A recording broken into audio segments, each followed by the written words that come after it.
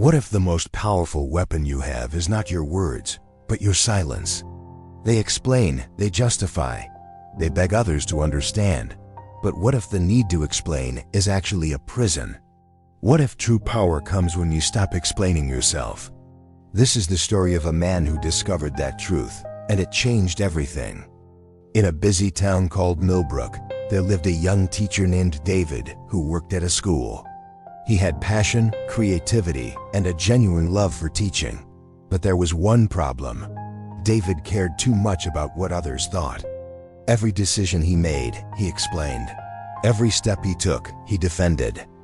David had been teaching at Millbrook High for 5 years. He taught history to 10th graders and worked 12-hour days preparing lessons, grading papers, and helping struggling students. The principal would say, "Stick to the textbook, David. Your creative methods confuse student job with more money." Even some parents, "Why doesn't he teach the traditional way?" And every single time, David would explain himself. He would show them research papers about active learning and spend hours in meetings defending his methods.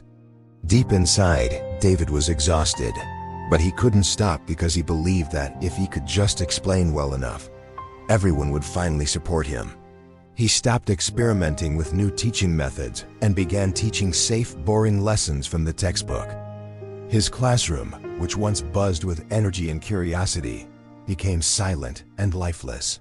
One afternoon, David sat alone in the staff room, staring at another email he had spent an hour writing, explaining to a parent why he used group discussions instead of traditional lectures.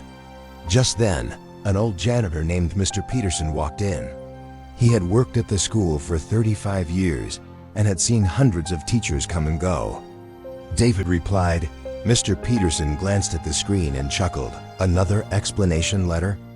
David looked surprised. "How did you know?" Mr. Peterson sat down and said, "Because I've watched you do this for 5 years. You're the best teacher in this school, but you're also the most tired. You know why? Because you're trying to convince everyone that you're doing the right thing. But here's what I've learned. The right people don't need convincing. You could talk endlessly and they still won't understand." David felt something shift inside him. "But if I don't explain, they'll make my life harder," he said. Mr. Peterson leaned forward and asked, "When did their understanding become more valuable than your peace of mind?" David had no answer. They didn't waste time explaining themselves. They just did exceptional work. "Is your proof? Everything else is just no." The room fell silent as Mr. Peterson walked away, and his words echoed in David's mind. That night, David thought about all the energy he had wasted and how many ideas he had given up just to avoid criticism. For the first time, something became clear. Maybe he didn't owe anyone an explanation. Maybe silence wasn't weakness. That night, David made a decision. He would no longer explain himself to people who weren't trying to understand. When the principal criticized him, he simply said, "I appreciate your input." When colleagues mocked him, he smiled and said, "Let's see the results at the end of the year." When parents questioned him, he calmly replied, "Your child's progress will speak for itself." They pushed harder, expecting the old David. Something powerful began to happen. He found peace. His creativity grew, and his lessons became alive again.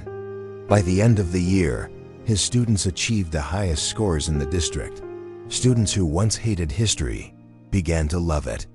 Parents who complained started thanking him.